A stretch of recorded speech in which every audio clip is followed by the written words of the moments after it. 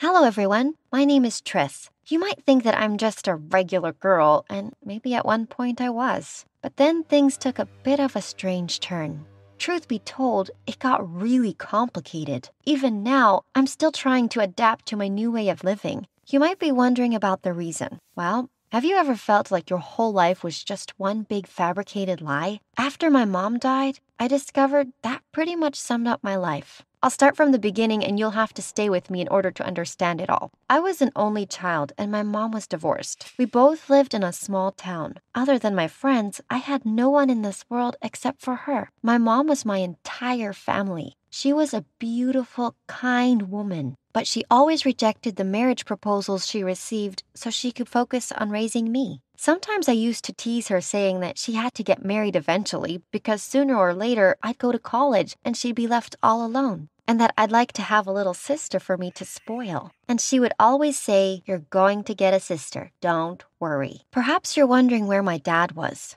Well, I had no idea. All I knew was that he left me with my mom after the divorce, and that he never bothered to ask about me. Whenever my mom and I talked about him, she'd tell me that he doesn't exist for us. He was the one who chose to leave, my mom would explain, but she never explained to me why he decided to do that. She would always find a way to dodge my questions. My mom worked as a waitress in a restaurant. She used to work all day and sometimes all night. She was a great mom, working day and night so she could provide me with everything I needed. She promised that during the next school vacation, we'd go to Hawaii. But if you asked me, I would have preferred her working fewer shifts instead of exhausting herself like that, and that her spending time with me at home is better than any beach in this world.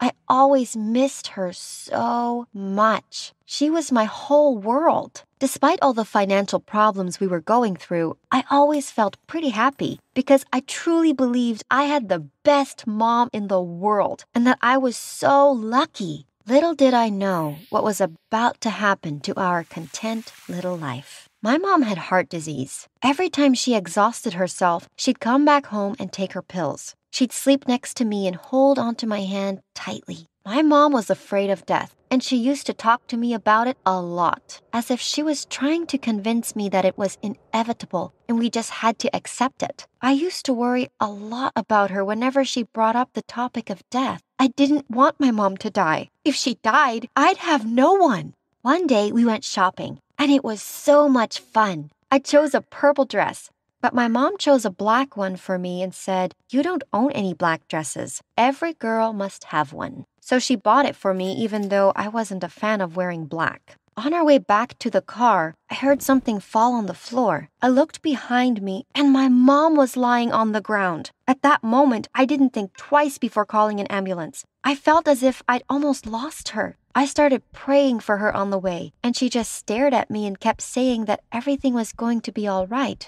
No need to worry. It was clear that my mom's illness was getting worse by the day. That accident didn't turn out to be that bad, but what would happen next time? Well, my prayer didn't work. One day at school, I got a call from the hospital asking me to come in urgently. My mom was having heart surgery. I left the school right away. On my way to the hospital, I could barely see. I was crying so much. Time felt like it had slowed down, and I didn't understand what was going on. That morning, my mom left the house looking fine. She didn't forget to kiss my cheek, didn't forget to put on her makeup. She looked so healthy. So what had happened? When I got to the hospital, I found my mom all ready to go in for surgery. The nurse told me that my mom had exhausted herself a lot in the last couple of days and that her heart couldn't take it. She also told me that my mom refused to do the surgery before first seeing me. Once she saw me, her face changed. She was trying so hard to keep the smile on her face. Despite all her pain, she held my hand and told me she thought her time had come, and that if she didn't survive the surgery, I should know that no one in this world loved me as much as she did. Her words shocked me. I was speechless.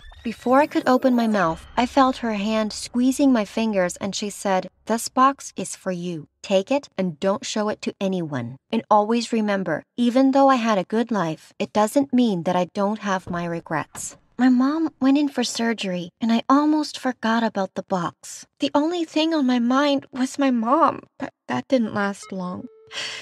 during the surgery, she passed away.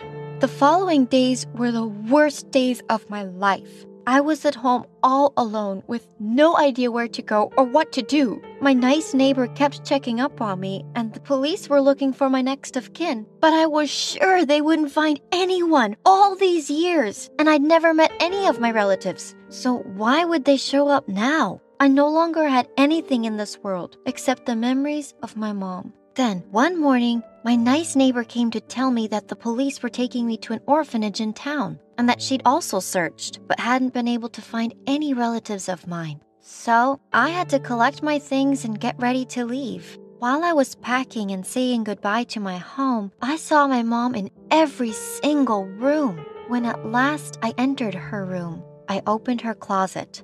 There, I found the box. It was the same box my mom had given me without telling me what it contained. With everything that had happened, I'd completely forgotten all about it. I hid the box between my stuff and left. Saying goodbye to my home, the home I'd lived in my entire life, was one of the hardest things I've ever done. But I promised myself that I was going to return once I turned 18 to continue my life there. It was only a matter of time. I moved into the orphanage. I won't lie, the faces that welcomed me were kind and nice, but none of those faces were my mom's. So the place would never become home for me. My world had crumbled. I waited for nighttime to come, eager to find out what secret the box contained. I waited until everyone was asleep and fetched the box. Under my blanket, I used my phone to get some light, and then I opened the box. Here was the real shock. Had I really lived all these years without knowing that my guardian angel was nothing but a lying demon? My mom had lied to me my whole life. But why? Why would she do this to me? The money she was working double shifts to provide us with wasn't really for traveling. It was all tucked inside a little yellow envelope. On it, she'd written, "This money belongs to Mr. Jake Amberson. Please find him after my death and return it to him." Next to it, there was a small will written for me. It said, "Dear Triss, my little angel, when you read these words, I'll be in the sky looking at you from up there. Just because I'm no longer with you physically and you can't see me doesn't mean that I'm not still looking after you. Forgive me for keeping a huge secret from you, a secret that will probably flip your life upside down. And forgive me for not telling you this in person. At the end of this letter, you'll find Mr. Amberson's address. He's a relative of ours. Go to him, and he'll tell you everything. Once again, please forgive me. Love, Mom." Who was this Jake Amberson? And why should I return this money to him? Why did she never mention him before? And what is this secret that she wouldn't reveal herself?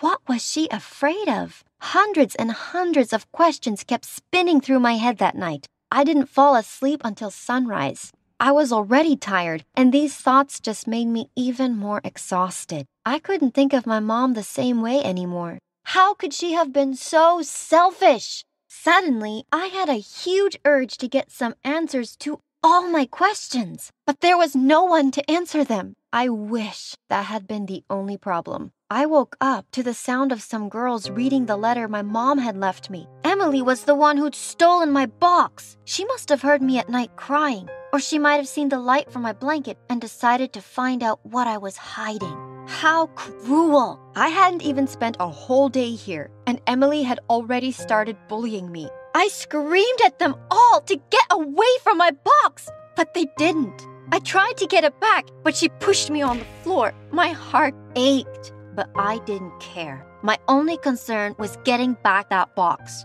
While I was screaming, the supervisor entered the room. The girls scattered around the room, and they threw my box onto the floor. As for me, she took me to the principal so she could deal with the troublemaking new girl, the one who hadn't even been here for a whole day and who had already started making trouble. I held my box and went to the principal's office. I didn't know if I should tell her about Mr. Amberson or not, because my mom had said before her death to keep this between us two. I sat in front of the principal for a whole hour, listening to her as she lectured me about manners and how a nice lady should act. But the truth is, I didn't listen to anything she said. I was thinking of how I could get out of there. I decided to first get revenge on Emily.